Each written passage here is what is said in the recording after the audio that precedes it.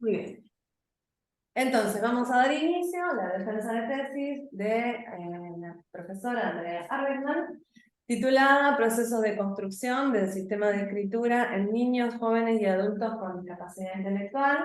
La tesis fue dirigida por la doctora Marcela Kurlat, quien está en nuestro Zoom de manera virtual, y fue dirigida por la doctora Flora Perelman, que también está acompañándonos de manera virtual. Los jurados de esta tesis, hay uno presencial aquí, la doctora Pilar Coveñas, y las otras dos jurados están también en la plataforma Zoom. Esta defensa es completamente híbrida, y está conectada la magíster Irene Laxalt y la doctora Mónica Báez, que son las tres jurados de esta defensa. Entonces, para explicar un poco el procedimiento, Andrea, vas a tener entre 40 y 50 minutos para hacer tu presentación. Luego de la presentación, el jurado elabora preguntas o hace comentarios a partir de la lectura de la tesis, pero también puede ser también de la presentación. Y una vez que el jurado considera que no hay más comentarios para hacer o preguntas para hacer, pasamos a una instancia donde el jurado elabora el dictamen de la defensa. Y esa instancia es privada del jurado, el resto nos retiramos por un ratito, y cuando nos avisen que ya está el dictamen, nos volvemos a meter, digamos, al Zoom o al aula para hacer la lectura pública del dictamen. ¿Sí? Bueno, cualquier cosa, nosotros estamos por aquí. Voy a minimizar a ustedes. Les pido, sí, eso, que tengan los micrófonos silenciados, así no se generan interrupciones. Y lo ponemos abajo. Y ahí vamos. Muy bien.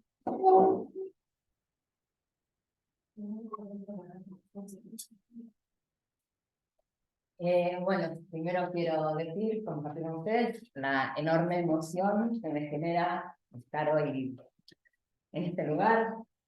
Un camino largo, sinuoso, vertiginoso, podríamos decir, con muchos retrocesos, avances, pero bueno, finalmente hoy estamos acá. Quiero agradecer a los jurados por su lectura atenta, por los comentarios que me ayudaron a seguir pensando y repensando este trabajo, a las doctoras Marcela Kurlat y Flora Perelman por permitirme tener el lujo de que sean mis directoras, porque siempre estuvieron ahí para intercambiar, para charlar, y a todos los que me acompañaron, porque si bien es una instancia solitaria o individual, toda la construcción y todo el camino hasta llegar a este momento fue una construcción colectiva. Así que bueno, gracias a todos. ¿Y no quiere pasar? Todo puede pasar. Vamos. Con esto sí o sí lo tengo que hacer. La flecha debería ser. Ok. Bueno, la doctora Emilia Ferreiro, en lo que fue su investigación que dio origen a los sistemas de escritura del desarrollo de los niños, decía: ellos, niños de 4 a 6 años, nos ayudaron a argumentar muy seriamente que leer no era equivalente a decodificar, que ser alfabetizado no equivale a saber el alfabeto, que las dificultades cognitivas para entender ese modo particular de representar el lenguaje, la escritura, no tienen nada que ver con las dificultades para acceder a tal o cual tecnología de la escritura. Ellos, niños de 4 a 6 años, obligaron a los investigadores a resignificar la relación de la escritura con el lenguaje, a reintroducir todos los niveles de análisis lingüísticos para comprender el comportamiento lector sin privilegiar exclusivamente el nivel fonológico. En la presente investigación son los niños, jóvenes y adultos con discapacidad intelectual quienes nos han ayudado con sus respuestas a resignificar, repensar, reconstruir algunas de las ideas y conceptos en la adquisición del sistema de escritura en dicha población. ellos se han hecho escuchar a través de las entrevistas. Por ese motivo, el presente trabajo es gracias a ellos, por y para cada uno de los niños, jóvenes y adultos que participaron de la muestra.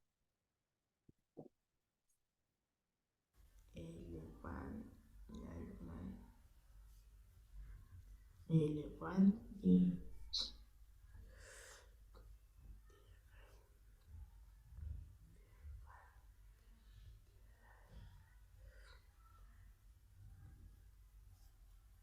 Elefante. ¿Me lees cómo lo pusiste? El elefante. No hice el no va doble. Si está mal. Elefante. La F con A. F. No, no.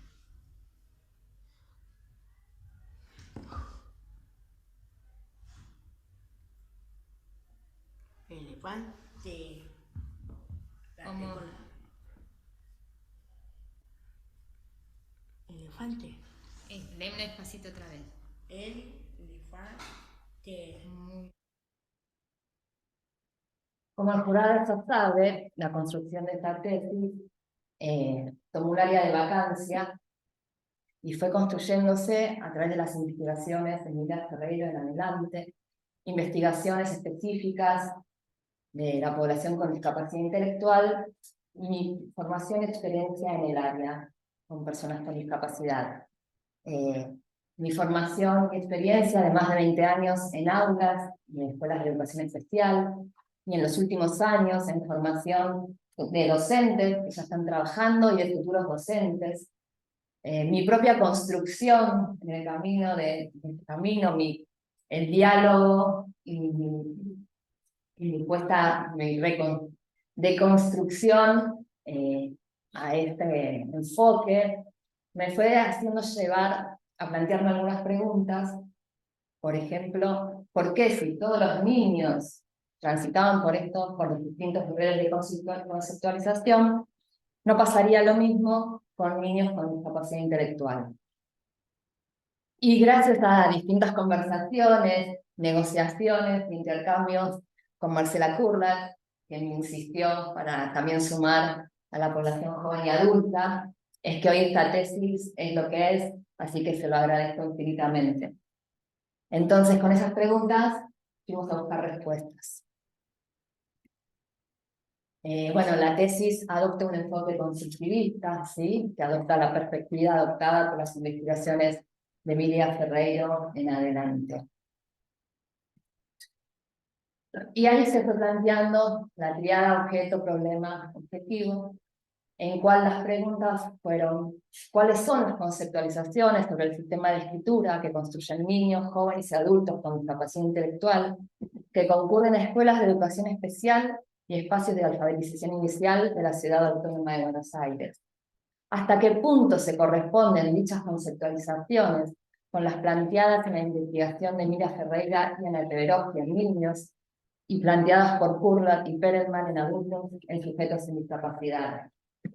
¿Cuál es la especificidad en la construcción del sistema de escritura en niños, jóvenes y adultos con discapacidad intelectual que concurren a escuelas de educación especial y espacios de alfabetización inicial en la ciudad de Buenos Aires? Para responder a estas preguntas, participaron de la investigación 50 sujetos, ¿sí? Entre niños, jóvenes y adultos, de las cuales 43 son entrevistas que conforman la muestra transversal y 7 conforman la muestra longitudinal. Si bien sabemos que son pocas las entrevistas longitudinales, decidimos incorporarlas a la muestra porque fueron muy fértiles y también nos ayudaron a plantearnos algunas de las preguntas que surgieron en nuestra investigación. El diseño metodológico fue realizar entrevistas con los sujetos clínico-clínicas, en las que primero se les solicitaba la escritura de su nombre, luego de una o dos palabras que ellos supieran o quisieran escribir, como el caso de Gastón, que recién vimos, que su palabra elegida fue elefante. Y luego yo le dictaba distintas palabras con distintos números de sílabas e incorporamos las sílabas palabras con sílabas completas. Y por último, una oración que contenía una de esas palabras antes dictadas. Luego de cada escritura se les pedía la interpretación. Bueno, las entrevistas se categorizaron teniendo en cuenta las hipótesis de los sujetos y comparándolas con las investigaciones antecedentes. En la tesis nos propusimos en un momento contextualizar al sujeto que estábamos analizando. Por eso hicimos un breve recorrido histórico de cómo se lo denominaban los distintos momentos, en diferentes definiciones de que se fueron dando sobre lo que es la discapacidad, distintas miradas y nombres de cómo se les decía a los sujetos y a las instituciones que los alojaban a esos sujetos. También hicimos un pequeño comentario sobre las distintas paradigmas que fue sucediendo en los espacios de formación docente. Por ejemplo, en mi propio profesorado, donde yo estudié bajo un paradigma más cercano a lo médico y rehabilitatorio, y no pedagógico didáctico como hoy por hoy está sucediendo. Y eso lo hicimos con el fin de poder dar cuenta que aún subyacen en muchos sujetos que están frente a estos niños, jóvenes o adultos, algunas ideas de esos modelos anteriores. Si bien conocemos y brevemente mencionamos a los distintos modelos, nosotros adherimos la mirada del modelo social, ¿sí?, que se relaciona con los derechos humanos, con la igualdad inclusiva de los distintos colectivos, dentro de ese colectivo, el colectivo de las personas con discapacidad, donde las barreras, o sea, se dan no por el sujeto, sino por la interacción de las barreras de la sociedad, y ahí es donde se van generando, o sea, se da esta condición de la persona con discapacidad. Bueno, algunas conclusiones que sacamos en todo este recorrido es que efectivamente, después de analizar todos los datos, lo que vimos es que los niños, jóvenes y adultos que participaron de la muestra construyen niveles convergentes en su nivel de alfabetización que los niños, jóvenes y adultos sin ninguna discapacidad. Ahora, esto lo vimos analizando las distintas escrituras. Ahora vamos a ver algunos ejemplos, y acá yo te comparto todas las escrituras de los alumnos, de los niños jóvenes, no tienen los alumnos todo el tiempo en la cabeza. Y bueno, y acá por ejemplo vemos en ejemplos, vamos a compartir algunos ejemplos. Este es el de Yasmín, del primer periodo, donde se caracteriza, es el periodo presilábico o prefonetizante, que en realidad la escritura es la interpretación, o sea, ¿qué interpreta ese sujeto de lo que le da significado a la persona que quiso escribir? Lo que sucede en este periodo es que se empieza a diferenciar de otras representaciones, por ejemplo, la icónica. Entonces, acá Yasmín quería escribir, por ejemplo, patín, ella decía pantín, en vez de patín, en un momento hace su firma, dice muñeco, ¿sí? Entonces, más allá de que son trazos primitivos, ella le pone significado a cada uno de estos trazos. Como también el caso de Raquel, de 40 años, que si bien ya sus trazos ya son convencionales, podemos ver que salvo en la escritura de Andrea, que hay una pequeña diferencia, el resto son escrituras idénticas para diferentes palabras, y es ella quien también le da significado a cada una de esas escrituras. Acá vemos ejemplos ya del segundo periodo, donde acá también es en la etapa prefonetizante o presilábica. Hay una intención ya que la escritura sea legible e interpretada, con lo cual se sabe que hay palabras diferentes, escrituras diferentes, y los sujetos hacen un gran esfuerzo con el repertorio que tienen para que esto suceda. Acá vemos a Melina de 14 años, que la parte final de sus escrituras también son idénticas en todas, pero marca la diferencia en el principio. A veces con la variedad en algunas letras y a veces con la cantidad. La diferencia la está marcando en el inicio de las palabras.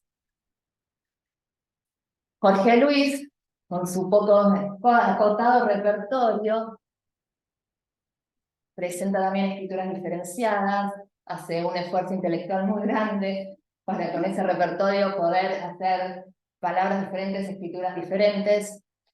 En la palabra que él quiso poner, que es la primera, y la oración, que es la última, tienen la misma cantidad, diferente a las que yo las dicté, que esas entre sí también tienen la misma cantidad de grafías. Lo curioso con Jorge Luis es que cuando él escribió su palabra y la pedí que la interprete, no la pude interpretar. Y eso lo he visto en más de un sujeto, no solo en él. Pero bueno, lo interesante es que ella entendió que a palabras diferentes, escrituras diferentes, y con el repertorio de letras que tiene, lo ha logrado. Ahora pasamos al tercer periodo, ejemplos del tercer periodo, donde ya es una etapa con el instante, ¿sí? Hay una relación con los aspectos gráficos y sonoros de la escritura, y a su vez se divide en distintos subperiodos. Por ejemplo, Ángel está transitando una escritura silábica, en algunos momentos con valor sonoro convencional, y en otros con marcada exigencia de la cantidad, ¿sí? Rocío produce algunas escrituras silábicas también con marcada exigencia de la cantidad, y algunas ya con escrituras silábico-alfabéticas con algunas fallas en el valor sonoro. Milagros presenta una escritura cuasi alfabética, no tiene ninguna dificultad ya para escribir las palabras de sílabas simples, se complejiza cuando tiene que escribir palabras de sílabas complejas, como pulpo, tigre, cangrejo. Y finalmente Stephanie, que ya presenta una escritura alfabética. Del mismo modo que vimos que son convergentes los niveles de conceptualización, también vimos que hacen verbalizaciones, denominaciones de palabras, que también son convergencias descritos por Carnot, Vernon, Grunfeld y Turlat en adultos. Por ejemplo, José Pablo, al querer escribir gato, dice sí, ga, y hace un trazo. Después empieza to, y hace otro trazo. Ángel va diciendo la co de conejo, conejo, la de gato, en otro momento. Maripo, la O, o sea, va haciendo verbalizaciones, recurren a las sílabas, a palabras conocidas, ¿sí? Como Yasmín, que por ejemplo dice gato, y pregunta la T, la G de gato, ahí también nombra la letra y va a palabras conocidas. En otro momento empieza gato, to, la T y la O sea, o de un momento la M con la U, que es lo que Kurlat dice, que juntar las letras con los sonidos. Bueno, entonces acá también vimos, acá tenemos ejemplos, pero se ve en muchas entrevistas, que también eso es convergente en la población con discapacidad intelectual. Pero, sin embargo, más allá de estas convergencias, vimos que, bueno, no es tan progresivo el proceso y la construcción de la escritura, ¿sí? A veces se da en un camino medio ondulado, a veces hay retrocesos, avances, detenciones, y en algunos casos no hay interés por este objeto que es la escritura. Y ahí vienen las primeras, muchas de las tantas preguntas que nos fuimos haciendo a lo largo de la tesis. Y construimos estas categorías para empezar a entender qué había pasado y en el análisis de los distintos datos, que son el aprendizaje en otros tiempos, el aprendizaje de distintos grados de interés y el aprendizaje con detenciones. ¿Qué se refiere cada uno? Dentro del aprendizaje en otros tiempos también marcamos lo que se denomina la demora en la adquisición del sistema de escritura en los tiempos esperados en relación a lo cronológico, a la edad cronológica, ¿sí? Sí, siempre comparado con ese otro normal que nos da la pauta. Entonces, por ejemplo, si un niño que está escolarizado en una escuela común alcanza un nivel de escritura a los 6, 7 años, seguramente un niño de discapacidad intelectual también escolarizado, ese nivel lo alcance más tarde. ¿Sí? En vez de a los 6, 7, quizás a los 11, 12 o 13. Por ejemplo, acá tenemos la escritura de José Pablo, que tiene 11 años y tiene una escritura del primer periodo con grafismos primitivos que no sería esperable para un niño de esa edad comparando con ese otro. Por eso hablamos de la demora, ¿sí?, en relación a los tiempos cronológicos. Después también está la demora en la adquisición en cuanto también demora del pasaje de un nivel a otro, que esto lo pudimos ver en las entrevistas que analizamos longitudinalmente. Si bien se ven avances significativos en la escritura de Sophie, ¿sí?, esos fueron demorados en relación a los tiempos esperados, ¿sí? Se dan, hubo, es muy importante, pero fueron demorados. Los aprendizajes con distintos grados de interés, que a su vez también tiene distintas distintos puntos. Uno de ellos es la dispersión. Vimos que en muchas entrevistas los sujetos se dispersaban con diferentes cosas y había que convocarlos continuamente para realizar la entrevista. Más allá que venían muy entusiasmados, ¿eh? Todos los que participaron en la entrevista lo hicieron voluntariamente, se les contaba para qué era, ¿sí? Entonces, bueno, más allá de eso, se dispersaban continuamente. Por ejemplo, Erika, a cada rato yo estaba con un soporte de celular grabando, por ejemplo, lo que vimos el video de Gastón, les preguntaba qué era eso, cambiaba el lápiz, porque yo les dejaba a disposición distintos lápices, marcadores para que escriban con lo que querían, agarraba la goma, se levantaba, iba, venía, había unos juguetes en el espacio donde estaba, quería ir a agarrar los juguetes, continuamente había que llamarla para que vuelva a la tarea.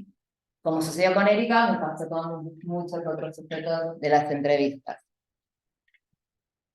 Persistencia, dentro también de los aprendizajes de distintos grados de interés. Era que también había una persistencia por hablar sobre un tema o algún objeto o alguna situación, ¿sí? Por ejemplo, Nicolás, todo el tiempo quería imprimir, quería la computadora que estaba en el espacio que nosotros estábamos. Entonces, escribía, pero decía, yo quería imprimir, y empezaba a hacer el ruido de la computadora. Lo convocaba un poquito más de vuelta, y otra vez. En un momento aprovecho lo de la computadora, le empiezo a preguntar que me muestre, que escriba en la computadora su nombre, a ver si un poco ahí me enganchamos, bueno, un poquito, y después otra vez, nada, él todo el tiempo persistía con la computadora, hasta que finalmente en un momento dimos por terminada la entrevista. Como sucedió con Nico, bueno, con otros sujetos se veían las mismas situaciones. Respuestas de compromiso. Vimos que varios sujetos, ante el pedido de alguna de las palabras que yo le decía, ponían alguna palabra que yo conocía, que les resultaba más cómodo, cambiaban de tema, como eso los incomodaba, trataban de cumplir con lo que yo les pedía, que era que escriban alguna palabra que yo les pedía, pero quizás ponían otra, ¿sí? Respondían por compromiso. Bueno, Ariel en particular, aparte de eso, en muchos momentos decía, no sé, no puedo, es difícil, no me acuerdo, y ante alguna palabra le ponía la que quería, o la que se sabía, o la que le resultaba más cómoda. Entonces, bueno, a estas situaciones que también vimos en varios sujetos, las llamamos respuestas de compromiso. Acá nos hacemos como algunas preguntas, ¿no? Por un lado vimos que persistencia, respuesta de compromiso o dispersión, a veces se dan en el mismo sujeto varias de ellas, que a las 3 juntas o 2, no es que es exclusiva una. Y por otro lado también nos preguntamos si estos aprendizajes, estos grados de interés, realmente están mostrando su nivel de conceptualización, ¿sí? O si la dispersión, la respuesta de compromiso, la persistencia, obstaculiza que muestren realmente cómo están pensando sobre el sistema de escritura. Ahí nos queda como esa duda, con algunos especialmente. Bueno, el aprendizaje con detenciones. Esto, bueno, por supuesto lo pudimos ver en los casos que seguimos longitudinalmente. Lo que vimos es que a pesar de un tiempo transcurrido, no se evidenciaban avances significativos o a veces ningún avance. Sobre todo en la población joven grande y adulta. ¿Sí? No en niños adolescentes. Entonces, por ejemplo, en el caso de Patricia, vemos que si bien hay un avance, porque sus primeras escrituras, salvo Arina, que es una escritura silábico-alfabética con valor sonoro convencional, las demás escrituras son silábicas con algunas letras con valor sonoro convencional, y en el 2019 ya todas tienen valor sonoro convencional, tanto las silábicas como las silábico-alfabéticas. Si bien hay un avance, por el tiempo que ha pasado, que fueron 5 años, ese avance es mínimo. A esto denominamos aprendizaje con detención. Y si miramos lo que sucedió con Victoria, ¿sí? Una niña de la primera entrevista de 8 años y 5 meses, y la segunda de 12 años y 5 meses, vemos que en Victoria hubo un avance mucho. Si bien quizás es demorado, pero hubo un avance significativo, ¿sí? Victoria comienza escribiendo de manera silábica, con marcada existencia de cantidad, y termina con una escritura alfabética con una reflexión súper interesante que hice en Tigre, bueno, en Cangrejo, donde ahí se ve la de Tigre que hizo distintos intentos hasta poder llegar a la que la convencía. Entonces, comparando estas cuestiones, vimos que en las distintas entrevistas que seguimos longitudinalmente en las personas jóvenes y adultas, sucedía lo que les mostré con Patricia. Y en la de los niños, si bien quizás son demorados, pero hay avances, como vimos también antes en la diapositiva de Sophie, ¿sí? Entonces nos empezamos a hacer algunas preguntas, muchas en realidad. Y para responder esas preguntas, más allá de los datos que estábamos analizando, se tuvieron en cuenta para encontrar posibles respuestas las distintas observaciones que se hicieron en los distintos espacios donde estuvimos, distintas conversaciones que yo fui teniendo con docentes que participaron de la muestra, algunas de maneras más formales, algunas más informales.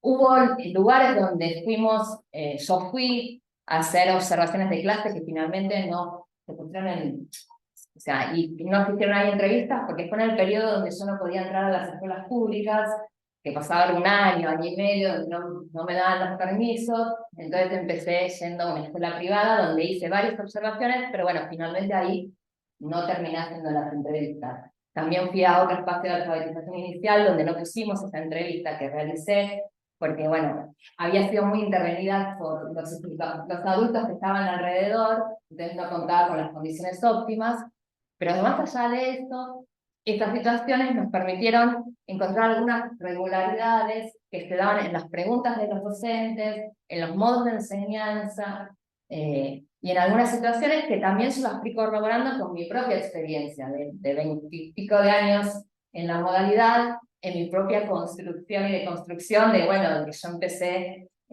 con un enfoque más médico-rehabilitatorio y me fui deconstruyendo a lo que estoy planteando hoy.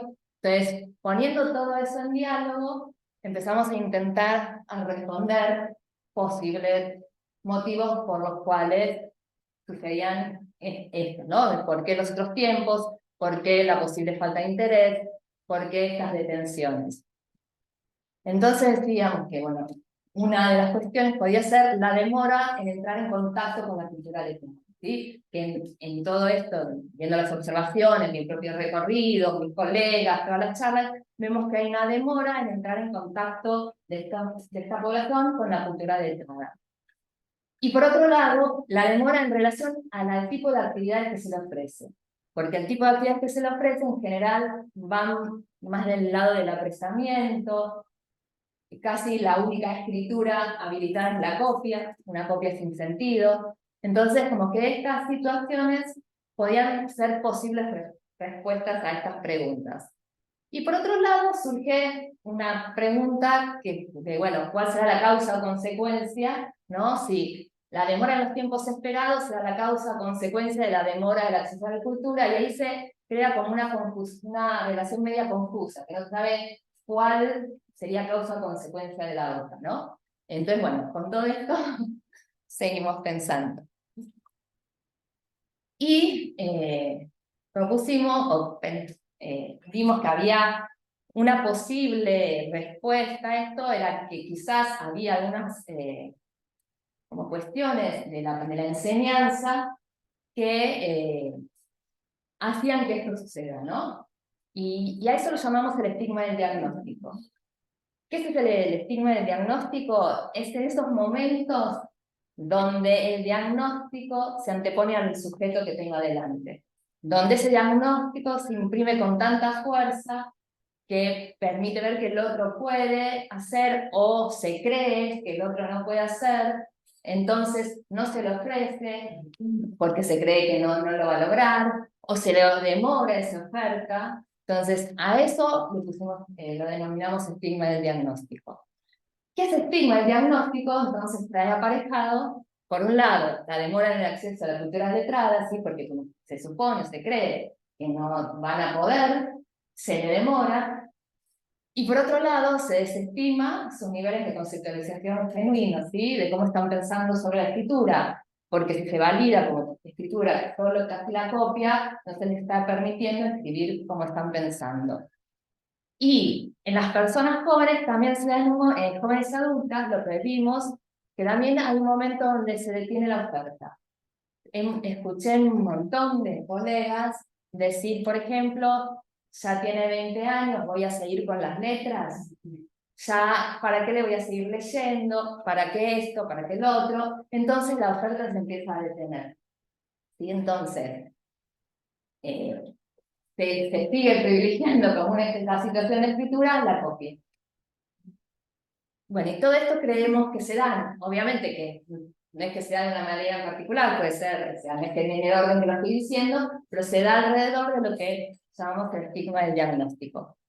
Y acá a mí me surge otra pregunta, viendo los casos que vimos de las personas jóvenes y adultas, que hay una detención en su aprendizaje, que ¿no? si de niños se le demoró el acceso a la cultura letrada, y de jóvenes y adultos se la detengo, en realidad tuvieron poca posibilidad de estar en contacto con el mundo de las escrituras y las lecturas a lo largo de su trayectoria. ¿No creen? Bueno, tuve la suerte de, además de poder hacer sesiones de retroalimentación, que bueno, finalmente no las pude hacer antes de entrar a la tesis, primero por problemas de salud propio, después por, bueno, conocida pandemia de COVID, las tuvimos que hacer después, pero las pude hacer, aunque ya había entregado la tesis, pude tenerlas con varios docentes que participaron en sus alumnos en las entrevistas, y también tuve la suerte de compartir en diferentes espacios algunos avances de esta tesis. Y bueno, una tesis que, si bien saca algunas conclusiones, había muchas preguntas, ¿sí? Sinceramente, algunas de esas preguntas me encantaría poder abordarlas en otro momento, pero bueno, me emociona profundamente que ya algunas de esas preguntas, ¿sí? Van a ser abordadas por Egle Pitón en el marco de su tesis en la maestría de Pedagogía Clínica y Problemáticas Socioeducativas de la Facultad de la UBA, dirigida por Marcela Kurlat y Russer, que también está en el marco del FILOSIF, y ella va a tomar como preguntas que salieron de esta investigación, que dice, ¿será que el aprendizaje con detenciones sucede además por el detenimiento de la oferta, teniendo en cuenta los casos longitudinales? Y algunas de las situaciones de enseñanza favorecerán más que otras el proceso de construcción sobre el sistema de escritura en la población estudiada. Esas son las preguntas que Egle Pitón va a tomar y va a considerar también las escrituras en punto de partida de Raquel, Alejandro, Antonia y Patricia. ¿Sí?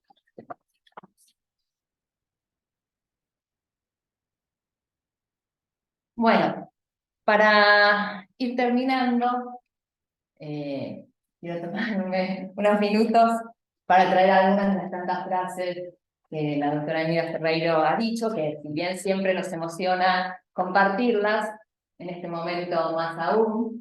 De hecho, humildemente, esta tesis tiene un poquito de su legado, y el que hoy estemos acá nosotros compartiendo y hablando de las conceptualizaciones también. Entonces, bueno, me permito ponerme Santiago primero, y entre los muchos homenajes que escribieron en las redes, en un momento decía, su motivación siempre fue clara y poderosa, dar voz a los niños y reconocer la importancia de sus conceptualizaciones. Y hoy damos voz a 50 sujetos con discapacidad intelectual, y espero que a esos 50 sujetos se les sumen 50 más, que sean mirados y escuchados, y a esos 50, 100, miles, muchos, ¿sí? Porque, como decía, detrás de esa mano que escribe y de esos ojos que miran, de esos oídos que escuchan, hay un niño que piensa. Y hay un niño y un joven, con y sin discapacidad, que piensa y reflexiona.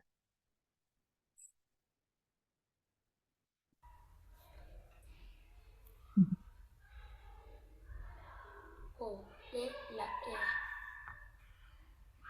A, E. Co. Co, la O, la O. Co. Ne, la E. La A, E. Co.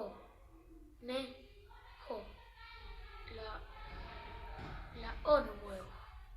Dale, como a vos te parezca. Me están viendo. ¿Vos salís ¿Dice de acá? conejo? No.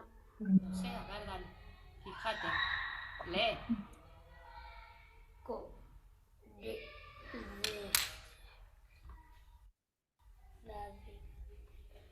La de gato.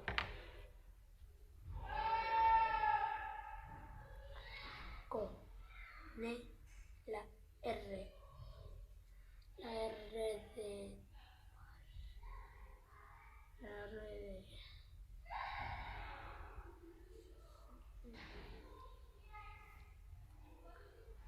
O. Ne. Jo. Conejo dice. Bueno, y para finalizar, quiero tomar una de las palabras que está al final de mi tesis, que dice así: no podemos saber si todos los sujetos con discapacidad intelectual llegarán a producir escrituras alfabéticas. Lo que sí pudimos observar mediante las distintas entrevistas es que los niños, jóvenes y adultos con discapacidad intelectual piensan, se interrogan y reflexionan sobre la escritura. Tampoco podemos saber cómo será ese camino, si se verá anudado o si contará con detenimientos y retrocesos. Pero sí podemos hacer lo posible para favorecer el interés por la cultura escrita, para acercar a los estudiantes a las mejores situaciones posibles que les permitan desenvolverse en el mundo letrado. Podemos no demorar el acceso al mundo de las escrituras y las lecturas, ni detener su oferta. Podemos intervenir dando la posibilidad de poner en juego sus niveles de conceptualización genuinos. Podemos atender a aquellos que nos han hecho saber cada uno en las entrevistas. Muchas gracias.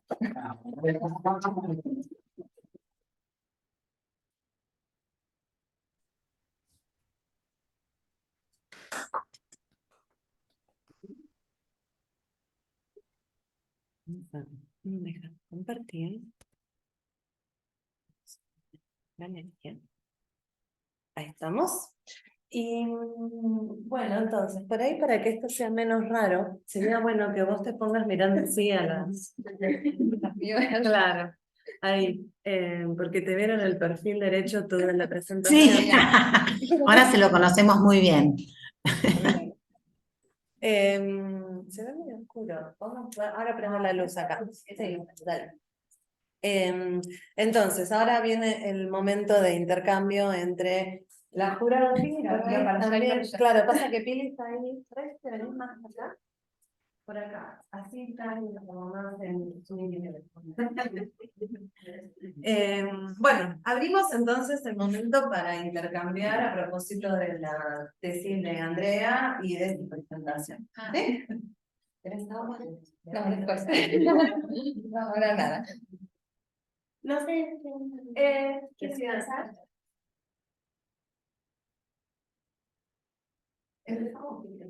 ¿Arranco yo? Sí. Bueno, dale. Arranco. Bueno, primero me encantó leerte y ahora escucharte. Me encantó encontrarme con una tesis que aborda cuestiones vinculadas a la escritura y personas con discapacidad intelectual desde esta perspectiva didáctica y desde el modelo social. Y creo que necesitamos investigaciones así, todavía son escasas, así que tiene también ese valor de abonar, digamos, a un campo que necesita de este tipo de trabajos y de perspectivas. Me encantó también cómo empezaste la presentación, verlo a Gastón luchando, enfrentado al desafío de escribir El elefante. Y me parece que un poco eso es lo que estaba recorriendo un poco en tu tesis, ¿no? Ver cómo las personas con discapacidad intelectual piensan, revisan, construyen que en ese escribir. Y eso me parece también muy importante, porque las personas con discapacidad, y en general, y en particular las personas con discapacidad intelectual, son esos grupos que la sociedad y la escuela han identificado como aquellos que no piensan, hay muchas dudas sobre si piensan, si digamos, construyen conocimiento, pueden revisar. Entonces, bueno, ese inicio creo que está en toda la tesis, me pareció muy potente, y bueno, eso lo quiero valorar mucho. Gracias. Lo otro que me pareció también muy interesante y significativo, y está en la tesis y también lo trajiste acá con cierto peso, es la mirada sobre tu propia formación, que venís de una formación de la educación especial más basada en el modelo médico, y no es cualquier giro el que hiciste hacia la perspectiva del modelo social y la perspectiva didáctica. Y eso también me parece como reconocer, porque entonces estudiamos las cosas desde nuestro punto de vista, nuestra experiencia, y traer esta mirada tuya en esa historia también me parece muy, muy significativo. Y el giro que hiciste no es nada sencillo. No. Gloria este testigo de los años que se va. Pero lo celebro. También un poco por eso, porque la educación especial, el campo de la educación especial, no tiene esa tradición didáctica, más bien tiene una tradición médica, psicopedagógica, pero esta mirada didáctica no es algo que sea característico de ese espacio, así que bueno, eso me parece también algo muy relevante y como a traer. Yo, así, preguntas, no, la verdad que no tengo, porque creo que la tesis está muy, no sé, no hay nada que revisar, considero.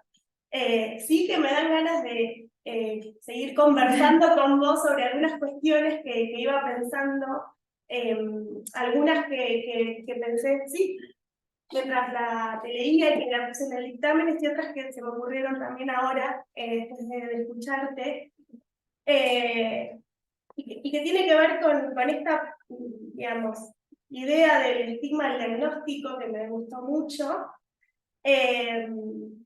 Y nada, sumo una cosa para pensar si es que pensás seguir trabajando sobre esto, que ojalá que sí. Sí, me gustaría. Si pensás en seguir o formando gente o que es también esta idea que viene de la didáctica, de la relación con el saber, y vinculado a los estudios del campo de la educación inclusiva, donde miramos qué les pasa a las personas con discapacidad en sus trayectorias educativas, que están signadas por una mirada devaluante de esos sujetos como estudiantes y como personas.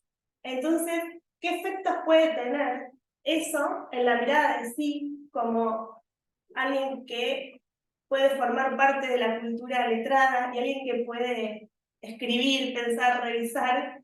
Me pregunto qué efectos tendrá y si eso quizás podría desplegar también una línea en las investigaciones, digamos, porque sí, en los estudios de educación inclusiva se viene documentando un conjunto de violencias hacia personas con discapacidad, y esa mirada, sobre todo las personas con discapacidad intelectual, que en realidad es como que les enseñan que no pueden, y tienen experiencias como muy frustrantes, angustiantes, cómo eso juega esa visión de sí, ¿no?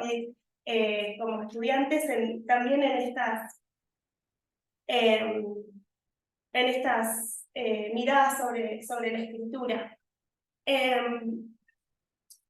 Por otro lado, lo otro que trajiste, que me parece muy valioso, vinculado también al estigma diagnóstico, es, si bien las tesis son espacios de construcción del conocimiento, no necesitamos dar, o sea, de ahí al desarrollo curricular no es lineal, digamos, ¿no? Pero sí vos algo de la tesis la abordás, y creo que sería muy potente y muy interesante también ver si es posible pensar en desarrollos curriculares a partir de esto que vos indagaste. Y ahí viene la tercera cuestión que me quedé pensando, que es también los aportes metodológicos y epistemológicos de tu tesis. Y en el sentido de, por ejemplo, nosotras, desde el campo de la educación inclusiva, por ejemplo, pensamos, o desde el campo de los estudios sociales de la discapacidad, esta idea del capacitismo, esta categoría, para nos ayuda a entender algunos problemas y formas de exclusión social y educativa, y esa idea de capacitismo que implica suponer que lo normal, deseable o propio de la raza humana es un cuerpo que hace unos gestos, y también en la escuela esperamos mucho eso, ¿no? Y todo esto que vos narrás de que las personas con discapacidad no se quedaban quietas, daban vueltas, distraían, digo, quizás eso, la dispersión, digamos, ¿no? Nos ayuda a realizar sesgos capacitistas en la metodología de la investigación, en didáctica, y nos permita preguntarnos de qué forma entrevistar personas cuyos cuerpos no se comportan como personas sin discapacidad, quizás. Y no quiere decir que no puedan producir, vos lo mostraste y no lo viste, pero cómo dejar de ver eso como algo que se aparta de lo esperado y verlo como una forma posible de comportarse en una entrevista, y quizás eso, cómo eso puede devolver preguntas metodológicas sobre cómo diseñar esas entrevistas y cómo registrar, cómo aprender a leer esos gestos y esas formas de ser parte de esa interacción, ¿no? Y lo otro también que me quedé pensando, ya con esto termino, es también cómo miramos a las personas con discapacidad desde las investigaciones realizadas en personas sin discapacidad, lo cual me parece muy valioso e importante, porque yo no creo que haya una didáctica de la discapacidad, sino que esa y es importante. Por eso es tan importante lo que vos estás mostrando en tu tesis. Y me pregunto cómo las personas con discapacidad y lo que producen también pueden transformar esa didáctica, digamos, ¿no? Creo que tu tesis sin duda es un buen espacio para pensar estas cuestiones. Así que, bueno, gracias. Gracias. Gracias. Bueno, Estamos bien partidos. pueden tomar la palabra las otras jurados. ¿Querés que vaya yo, Mónica? ¿Se escucha bien? ¿Sí? Ok.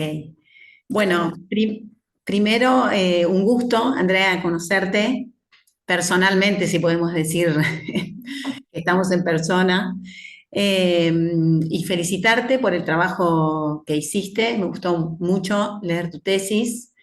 Y también felicitarlas a Marcela y a Flora por el acompañamiento que hicieron para esta producción. El comentario que yo quiero hacer, en realidad, volver a traer algo que escribí en el predictamen y que como los jurados, los otros evaluadores no compartimos, no nos enteramos de lo que nuestros colegas han puesto. A mí me gustaría resaltar algo que puse ahí respecto del valor y la relevancia que tiene el problema que vos decidiste investigar, y te agradezco que en la presentación hayas retomado algo que yo me preguntaba cuando leí tu tesis respecto de estas observaciones y entrevistas que vos habías realizado, que bueno, que ahora, que por supuesto en ese momento entendí que eran análisis ad hoc, pero que bueno, necesitaba como un poco más de información de dónde habían venido esas palabras de las docentes respecto, bueno, de esta pata que tiene que ver con la enseñanza, ¿no? Con la alfabetización. Para mí, tu tesis constituye realmente una contribución original al campo de los estudios psicogenéticos, referidos a los procesos de conceptualización sobre el sistema de escritura, y creo que lo que vos pudiste concluir y elaborar es un aporte muy significativo a poder comprender esos procesos de adquisición en este tipo de población, pero además que impacta ese conocimiento que elaboraste en el destino de muchísimos niños, o impactará, creo y espero, en el destino de muchísimos niños, jóvenes y adultos con discapacidad intelectual. ¿Y por qué me parece que es un conocimiento que creo que impactará en ese destino? Y voy, para valorar, poner en valor lo que vos hiciste, voy a contar una experiencia que viví el año pasado acá en mi ciudad, en Tandil, y que, bueno, pone en valor lo que vos hiciste. Nosotros el año pasado participamos de un proyecto, si me permiten contar esta anécdota cortita, en un proyecto de extensión que armamos a partir de la demanda de la vicedirectora de la escuela número 503, es una escuela especial de la ciudad de Tandil. Ella se acercó a nosotros porque quería que sus maestras pudieran capacitarse en otras formas de enseñar a leer y a escribir a sus alumnas de su escuela. Ella veía que la forma en que estaban desarrollando la enseñanza no funcionaba, ¿no? Una enseñanza que vos también describís, orientada a la memorización de letras, de sílabas, de sonidos. Inclusive algo que nos había llamado la atención tenía que ver con carteles que dibujaban, tenían dibujos de la forma en que la boca se pone cuando se pronuncia la O o la A, lejos de ser carteles que efectivamente podríamos decir que están en el ambiente alfabetizador. Para nosotros esa demanda presentaba un desafío nuevo, porque nosotros tenemos bastante experiencia en trabajo en escuelas primarias con niñas y niños sin discapacidad intelectual. Nunca habíamos estado con docentes y niños de escuela especial. De todas formas, aceptamos ese desafío y participamos de 8 muy resistidos encuentros, sobre todo por las fonaudiólogas, ¿sí? Y que nos boicotearon bastante esos encuentros, aunque intentábamos argumentar respecto de lo que los chicos podían o no podían hacer, y también de muchas otras maestras que formaban parte de los docentes que trabajaban en esa escuela.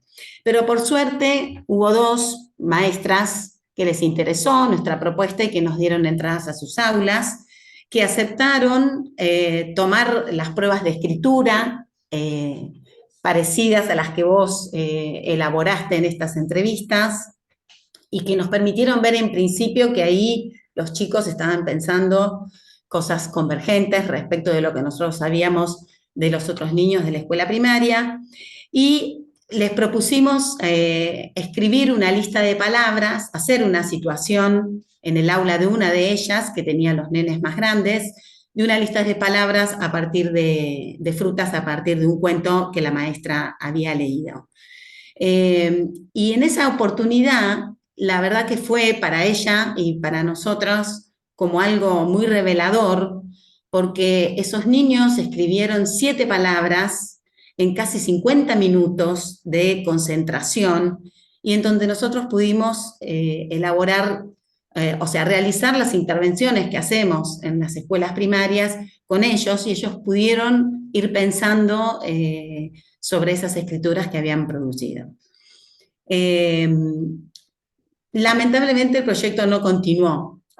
Nosotros lo lamentamos mucho. Meses después me ofrecieron evaluar esta tesis, y pensé que cuán valioso va a resultar el conocimiento que vos pudiste producir para intentar transformar la enseñanza en las escuelas. Así que como que me tocó muy de cerca todo lo que vos pudiste hacer. Entonces, me parece que el valor, y quiero volver a traer el dictamen, tiene que ver con tres cuestiones. Uno, que los conocimientos que vos construiste desde la perspectiva psicogenética permite una mirada diferente al tratamiento de los procesos de aprendizaje y de enseñanza de la lengua escrita en poblaciones con discapacidad intelectual, procesos que habitualmente son concebidos desde un punto de vista médico patologizante, anulando al sujeto de aprendizaje. En segundo lugar, tiene para mí muchísimo valor la muestra nutrida y diversa, o sea, esa base empírica que vos pudiste construir, que permite ampliar y profundizar sobre esas especificidades de ese proceso constructivo del que hablás. Y realmente creo que tu tesis es valiosa tanto por lo que aporta como por las preguntas, y de hecho vos terminas tu presentación así, que abre, ¿no?, a futuras investigaciones.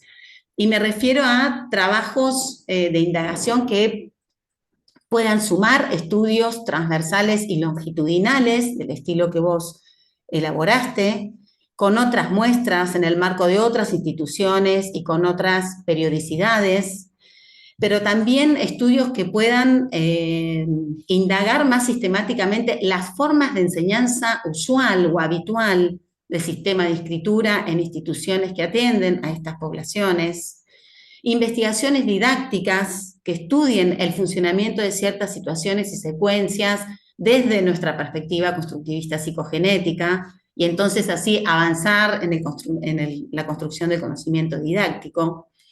Y también investigaciones que puedan refinar esas categorías conceptuales que vos construiste, ideas que vos explicaste y especificaste un poquito más en esta presentación. Así que creo que tu tesis tiene un aporte real con lo logrado, pero abre muchísimo para dar otras chances a esos niños, jóvenes y adultos con discapacidad intelectual, y espero que así sea. Así que te felicito, no tengo preguntas, te felicito por todo lo que hiciste. Y a tus directoras, por supuesto. Bueno, muchas gracias. Bueno, a ver, me sumo a los halagos y a las observaciones tan positivas que hicieron mis colegas. No me quiero reiterar, además lo escribí en el dictamen. Creo que tu trabajo es minucioso, serio, consistente. En eso también hay que alabar la obra de las directoras de este trabajo. Realmente es un trabajo que tiene, ¿cómo explicar? Tiene impacto por lo que señalaba Irene, pero porque además los datos no fueron obtenidos así como así. Entonces, me parece que hay un cuidado metodológico que es importante. Y eso la hacen una contribución a tu tesis fundamental, no solo para la reflexión sobre el contexto de educación especial, sino también sobre la educación.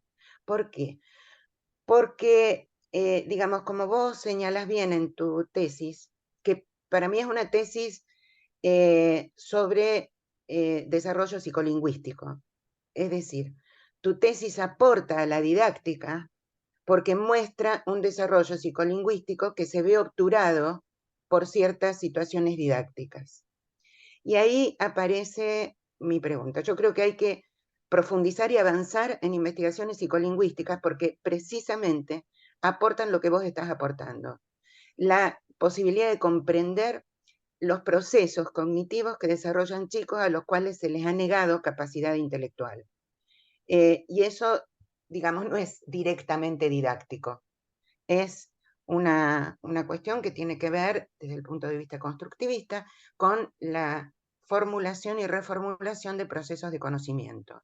Lo que sí muestra tu tesis, además de la convergencia, bueno, voy a hacer solo reflexión, desde ya te digo, quédate tranquila que no tengo preguntas, es Porque además me interesa hacer estas preguntas estando quienes están presentes, ¿no? Decía que tu tesis no solamente corrobora convergencias con los procesos que realizan chicos que no están diagnosticados o no tienen discapacidad, una discapacidad reconocida, sino que también ponen en evidencia, no quiero decir que tenga carácter universal, pero sí la incidencia, y en eso ayuda esta muestra de chicos en educación especial, como lo que Curlat llama marcas de enseñanza se replica aquí. Es decir, me parece que acá esta muestra que vos indagaste está denunciando lo mismo que hemos visto en otras muestras de adultos sin discapacidad o de niños sin discapacidad. Entonces, la pregunta que me hago desde el punto de vista de la investigación psicolingüística es si estas marcas de enseñanza no hay que empezar a mirarlas no solo como un problema didáctico, sino también como un problema psicolingüístico. No sé si soy clara en lo que digo, ¿no? La experiencia con sordos a mí me ayudó a ver cómo la indagación de poblaciones escasamente indagadas nos permite interpretar cosas de poblaciones muy indagadas y nos formulan nuevas preguntas sobre gente que no es sorda o que no es discapacitada, ¿no? Entonces, me parece que ese es un punto que aporta tu tesis, un anclaje que aporta tu tesis, que merece ser retomado. O sea, estas marcas de enseñanzas, retomando la categoría que me parece tan positiva de Marcela, tan positiva en el sentido que es una muy buena síntesis de estas cosas que pasan en la escuela, digamos, me parece que no se pueden escindir de los procesos psicolingüísticos que vimos que producen los chicos que evidentemente piensan sobre la escritura, ¿no? Pero digamos, ¿cuál es el rol de eso, más allá de la cuestión didáctica, ¿sí? Bueno, quería señalar esto, que me parece que es un aporte que viene a corroborar lo que hemos visto con sordos y lo que hemos visto también en un trabajo exploratorio con Down y con chicos con diagnósticos específicos. Bueno, si es por anécdota, les quiero contar una cosa que para mí fue el epítome de lo absurdo en escuela de educación especial. Una de las nenas, síndrome de Down, con las que trabajamos, nena de 15 años en secundaria, pero absolutamente trabada en el conocimiento de lo escrito. De pronto, no solamente hacía esta cosa característica de nombrar las letras, esta es la L, esta es la A, esta es, no sé, la P, esta es la I, esta es la Z, todo junto, ¿qué quiere decir? No sé. Sino que además las letras las hacía con el sistema dactilológico. Alguien en su larguísima historia escolar, por esta fijación en el alfabeto, y por pensar que si no conoces las letras no podés alfabetizarte, le habían enseñado el sistema dactilológico de representación de grafías como una vía de acceso a la alfabetización. Yo jamás vi cosa más absurda, porque esta chica es síndrome de Down, pero no es sorda. Entonces, ¿cuál es el gollete de esto, no? Entonces, realmente, en el campo didáctico, y por estas distorsiones, perdón, que tienen raíces históricas, que derivan de construcciones sociales, se someten a chicos que están estigmatizados, como bien decía Andrea, a cosas, a situaciones que son realmente atentados a derechos humanos flagrantes, digamos. Eso por una parte. Y por otro lado, también estos chicos nos permiten ver que hay marcas de enseñanza que se dan no solo en chicos con discapacidad intelectual, sino que se dan también en chicos comunes. O sea que no solamente hay convergencia en las hipótesis y modos de escritura que los chicos evidencian en su proceso, sino también hay convergencia en estos obstáculos conceptuales que generan planteos didácticos que ignoran la capacidad cognitiva de todos los sujetos, con sus singularidades y deficiencias. El otro, entonces creo que esto es un desafío a la investigación para poder empezar a tomar estas marcas de enseñanza, no solo como una variable tangencial y una denuncia hacia la didáctica que tiene que construirse y seguir construyéndose, porque ya hay mucho andado, sino también como variable en un proceso psicolingüístico, obviamente de base psicogenética. La otra cosa que quería señalar es que vos haces mención, Andrea, en tu análisis tan interesante, a las transiciones entre hipótesis e hipótesis, tema que a Emilia le preocupó hasta último momento, ¿no? No solo por los trabajos que hizo con Vernon, sino también con Sen. Justamente esas transiciones hay que profundizarlas para ver si no hay alguna diferencia, si no hay alguna singularidad respecto de estos chicos que se nos esté escapando, que no niega la capacidad de pensar de estos chicos, pero que plantearían una suerte de interfase entre hipótesis que tienen cierta singularidad. No sé, nosotros lo encontramos en chicos Down, una hipótesis que transitoriamente la llamamos acronimia, que es que en determinado momento, entre esa hipótesis presilábica y la hipótesis, una hipótesis, digamos, alfabética, aparece escrituras donde tienen en cuenta las iniciales de los segmentos gráficos. Bueno, no sé, escribimos un artículo por ahí sobre eso, pero que a nosotros nos quedó como pendiente y tendríamos que retomarlo y sería bueno seguir dialogando, que sigamos dialogando, porque digamos, por supuesto que es tranquilizador corroborar las cosas en común, pero también hay que ver si el hecho de ser Down o tener algún tipo de discapacidad intelectual plantea alguna singularidad, porque al menos la huella de esta transición que vimos en 3 chicos que estuvimos siguiendo durante 2 años, nos dejó picando que no sé si esta hipótesis de escritura tiene que ver con la condición intelectual particular o es algo que también se da en la gente común y se nos ha escapado porque no en vano a Emilia le preocupaba mucho seguir indagando entre estas interfaces de hipótesis, ¿no?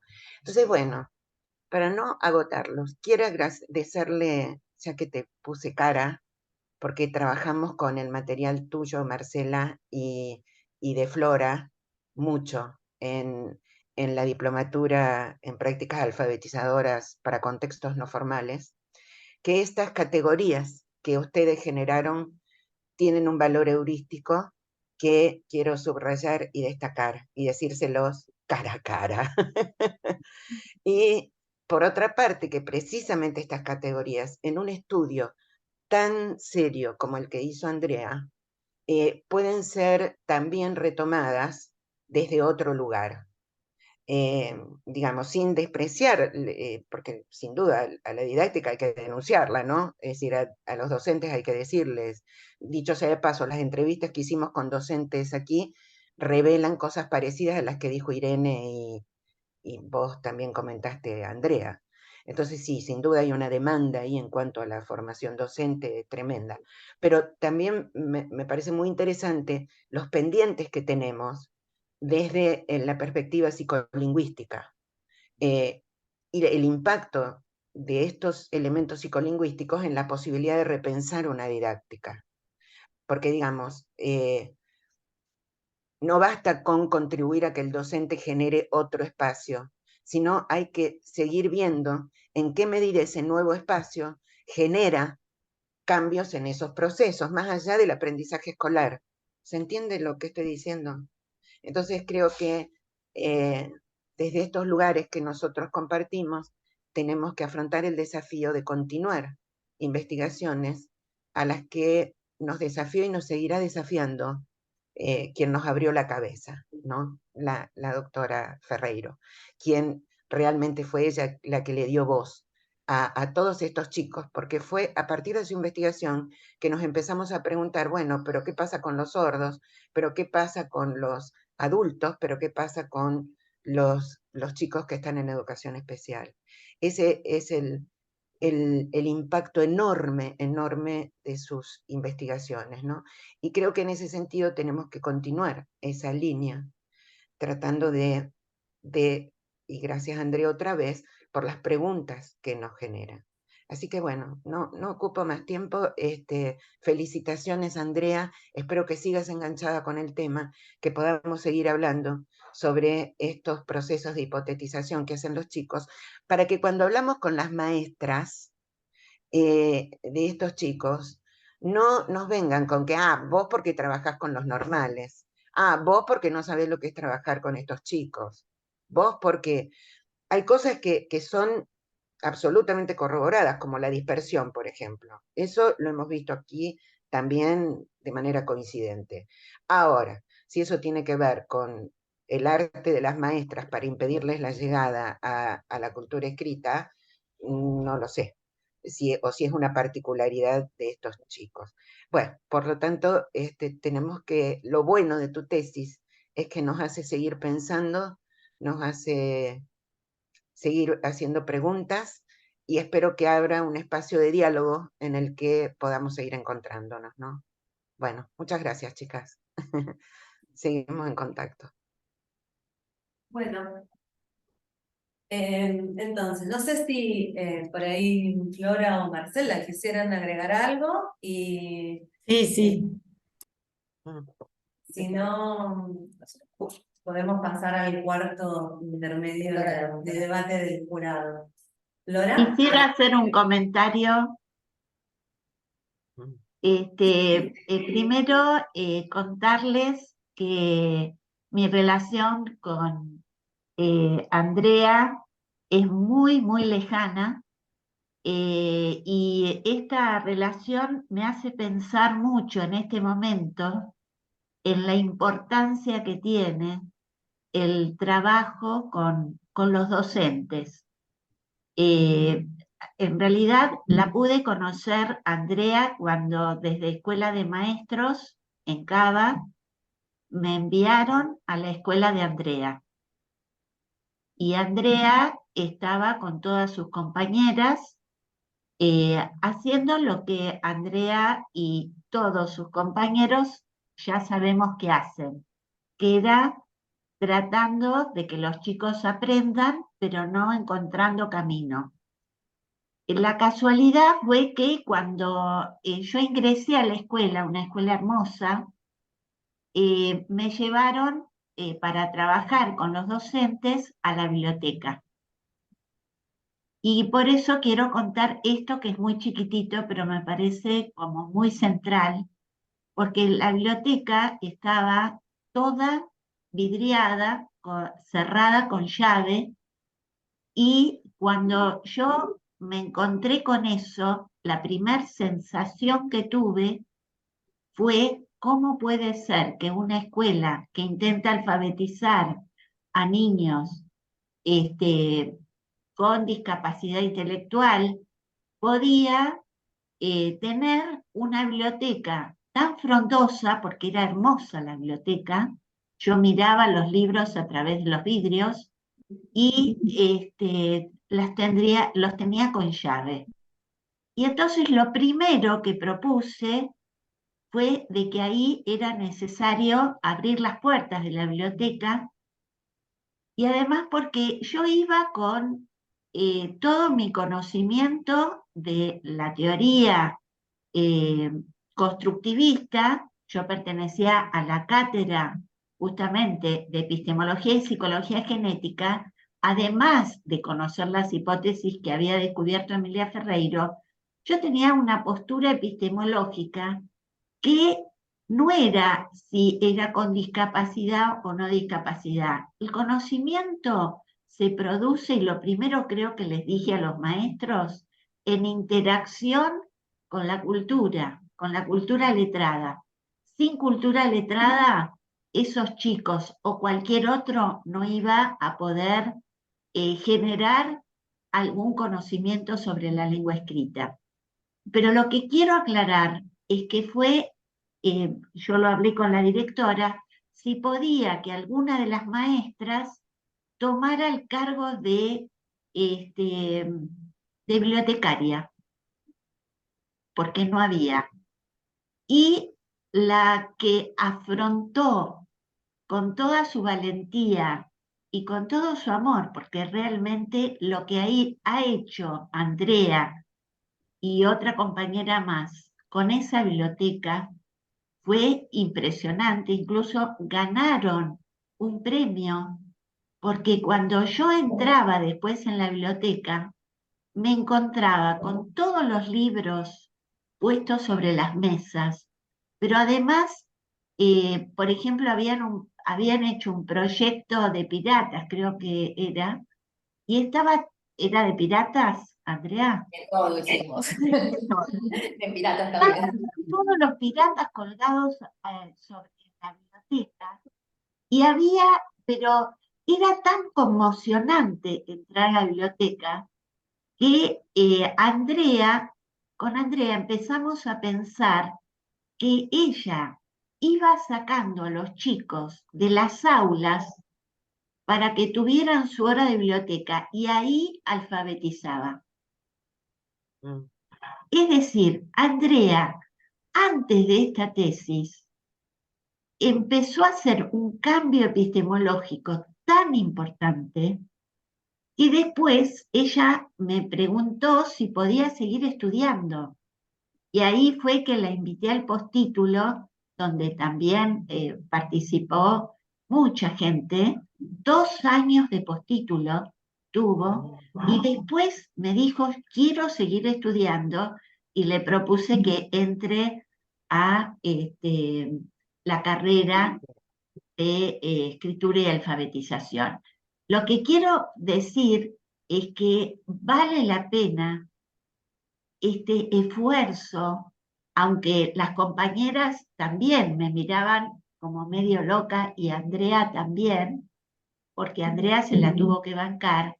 Lo que quiero decir es que vale la pena el esfuerzo de ir a las escuelas, de empezar a abrir las bibliotecas, de empezar a trabajar con los docentes, porque no todos, pero seguro algunos van a empezar como Andrea y terminar como Andrea, porque me produce una emoción enorme escucharla Andrea defendiendo lo que está defendiendo y la construcción de material empírico, de evidencias empíricas, de eso que en ese momento era una gran intuición, ¿no? Bueno, muchas gracias, Andrea, por todo el esfuerzo que hiciste. Gracias. Bueno, pido también unos minutitos de palabra para agradecerte, Andy, agradecer esta tesis.